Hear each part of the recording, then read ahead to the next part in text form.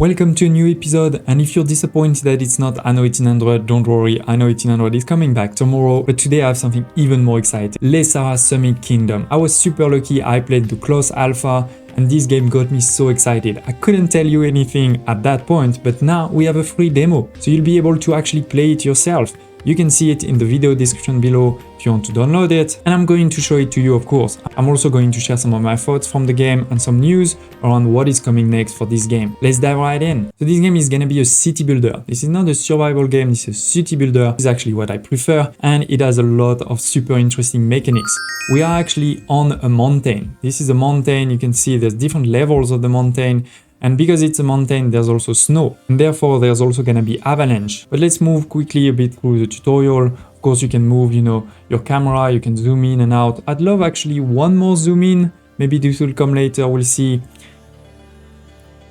And as all good city builder, you start with the marketplace. We are going to have a lot of buildings over there, I'll show you in a second. But yeah, the marketplace is the main one, a bit similar to your marketplace in Anno. This will give access to all of the food, clothes, etc. to your people. We're gonna need a road, so let's press R, which is the shortcut, to link to our main road over here. This is the entry of the mountain, if you wish. This is where our population comes through. And then we're gonna need some houses. There's different tiers of population. We have the lowlanders, we have the artisans, we have the monks, and then a couple of other we'll talk about in the future. So it's different houses for each. It's not like you build lowlanders and then you upgrade them into artisans. You will actually be able to upgrade your houses, don't worry, but it's more that every time you upgrade them, they give you more of that population. So let's put a few lowlanders over here. Okay, so we have a few. As you can see, we do need a road for all of those people. So let's do that. And then we need to start giving access to things, right? Like food, but also to services. The first one is the mandala. It is a service for spirituality, right? So it has a range. So again, a bit similar to Anno, which is why I love this game already. You can see all of these are in range. If I put it over here, I have some houses in range, but some not in range. Love this, let's put it over here. We've just fulfilled a need, which we can see by clicking on any house. You can see this house has 4 inhabitants. It will demand some certain goods over here in terms of food, of prosperity and enlightenment. And we have this bar over here, which is our upgrade progress. If we get over there, then we can upgrade. We can make it a level 2. And what's really cool is there's many ways to get there. I mean, in level 1, usually there's not that many ways because you don't have access to a lot of resources at that point. But when you get to level 2, 3, etc., you are able to decide how you want to upgrade. Is it you want to give a lot of food and not so much of everything else, or a bit of everything? So in this case over here, we can see that we need more food, clearly, right? This is what's in demand, and this is what's suggested over here. So let's start looking at food. The first one being the egg production. Pretty easy one, we're gonna need 4 workers. We have many workers over here, right? We have 45 right now. So that's your workforce that's available, right? And with that, we're going to produce 6 eggs. So let's put it maybe over here. Now this building is producing eggs, but these eggs are just stored there, right? So we need to send them somewhere. And this is something I really like. It's actually you're going to decide for each of your production building, where do you want to send the resources? And then later we'll start to see advanced mechanic where we can, start to send multiple production in the same place or one production to multiple places, those type of things. But for now, we're going to do it simple where, I'm going to click on send and I'm just going to click on the market. And I am in range of the market. This is the green that you can see, right? So I'm putting this production. It is in range of the market and this is delivering over here. And now if I click on the market, I can see that I'm delivering 6 eggs and I need 5.6. So it's perfect. If I had a way bigger city, I would need way more eggs, obviously. So here it is. We have 2 more that are given thanks to the eggs, but we're not at the end yet. So let's give another type of food, right? We have unlocked the second one, which is over here, which is your first production chain. You have the barley feed that is creating barley, and then you're going to send this barley into the mill to make something that I don't know how to pronounce. Sorry about that. So let's do this. Again, you need to be careful. You need to make sure that this is in range of your market, right? So for example, over here, this is in range. And then we're going to put the barley field somewhere, right? It needs to be, this one doesn't need to be in range of the market, but it will need to be in range of this one over here. So maybe over there, that seems to be something a bit smart, like this. So what are we going to do? We're going to take, the barley field and we're going to transport it into the mill. Then we want to transfer from the mill to the market, right? So we're gonna do that click, but you can see there is a problem. We're missing yaks. Because to transport some of the resources, we're gonna need some yaks. It's a bit like needing some carts, right, to transport your resources. You can't just do it with your hands sometimes. So let's get some, and the first way to get it is a simple yak breeding. We're gonna get more advanced in the future. Let's do that for now. So we are using 4 workforce, and with that we're getting 6 yaks, and then we're already using 2 over here, right? So we have 4 left. And with that, all of our houses are ready to be upgraded. Perfect. You just have to click on it to upgrade them, so that's pretty easy. Let's do this. Here it is, we have upgraded 8. Now we're starting to run out of space over here, right? But don't worry, there was many other places on the mountain, right? So let's start getting to it. To get over here, we need a bridge. So let's do that. You need to find a place that is green, and then you can just build the bridge like this. We're going to connect it to the road like this, and then now we can expand on this new one. We're gonna do another marketplace. You know, this is basic thing that everybody needs, but this time instead of putting lowlanders, we're gonna put artisans, right? The second tier of population that I mentioned earlier. So let's do maybe something like this, a few on each side. They need a road, but not all good. So each of these is giving me 4 of these artisans. We need to get them to level 2. So how are we going to get them to level 2? Well, you can see we have a number of needs, right? We have the bath, we have the mandala, and we have different foods. The same like the eggs and the tamsa, but also a new one like the cheese. So let's start with the easy one, the mandala. That's done. Then we have a new one, which is the bath. Look at some of these graphics. You know, as I was saying earlier, that I love to be able to zoom one level further because I think it's pretty cool. I think they have mentioned that in the future they will also have people walking around. I will talk also later about the future of the game, what do we know, because they have promised a lot very soon, so I'm very excited for it. So based on that, we've already given a bit, but now we need to give some food. So we can do the same with the eggs, right? That's an easy one, like this. Transporting, now everybody has eggs. But then instead of this one, let's give the cheese, because that's a new one. Let me show you. Well, again, this is a production chain. We have the yak track that we're gonna put maybe on this side over here. And we have the cheesemaker that we're gonna put maybe over there. So the cheesemaker we send to the market, right? And then for this one, what's cool is this is actually producing 2 different resources, the milk and the wool. So we'll use the wool in the future, but for now we can just send the milk over here. And it is, now we can upgrade a couple of these houses. We need 8. Let's follow the tutorial. So we started to expand on this first level, but remember there was also a second level and then even a third level. So let's try to get over there. So instead of a bridge, this time we're gonna want a shaft, right? So maybe over here, we should be able, again, you're looking for 2 green paths, and then you have a shaft going up and down. We're going to connect it like this. And what's also really cool with those 3 levels, or 3 zones as they call them, is that some of the production will produce a different amount based on the level. So you start to get into the optimization of where do I produce what.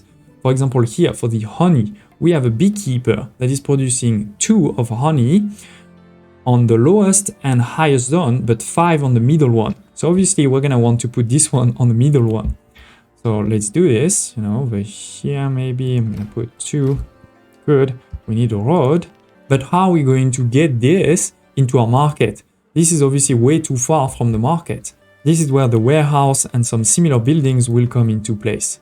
What we're gonna do is we're gonna take all of our honey and send it to the warehouse. So those 2 buildings are going to the warehouse. And then from the warehouse, you can send carriers. So it's not just the person that's working over here and the beekeeper, right? It's some different carriers. We can send them far away, right? So we can send them, for example, to this one. We can also send them to this one. And I think the UI works really well. You know, you can see the income and the outcome, right? How much input am I getting? I have 2 beekeepers.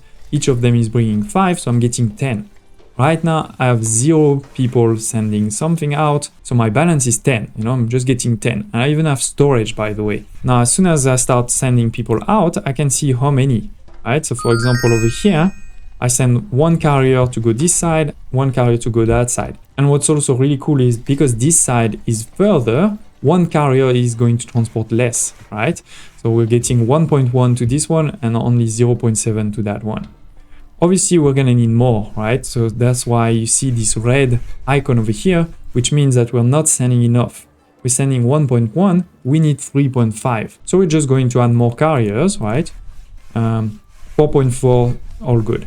Same on this side, you know, good. And now you can see that we are getting 10 and sending 7.3. So we still have a balance of 2.7. I really love this mechanic. I think it's working really well, good UI and everything. Now, another reason why you want to get over here is that this is where we have mines. So let's build a mine, you know, over here, there or there. Just place it. Then you need a rod, of course, as always. And we're gonna need a chain, right? There is the mine that goes into the copper utensil maker. So we're gonna do the same where we put this one just next door. And then we're gonna need one of those warehouse to be in range, right? It needs to be in range. So actually this is in range, so that's fine. We do need a different warehouse because each warehouse needs to be focused on a resource, which is the resource you see here, honey, utensils. So all good there. What is the problem? Oh, we don't have enough yaks. So let's build another, you know. One thing that is missing is I don't think there is a shortcut to copy a building. For example, you know, middle mouse or press C and then you can copy a building. I would love this one. By the way, if you put multiple, you can see that the graphic changes so that it integrates. I think looking pretty cool. So yeah, we've started to send some utensils over here. Now we need to send them, of course, to our market with a couple of people. Let's send the maximum, perfect, 0. I'm going to upgrade a few more houses and then we're gonna check over here what is happening. So we need to get to level 3. We need to fill 3 more bars, right?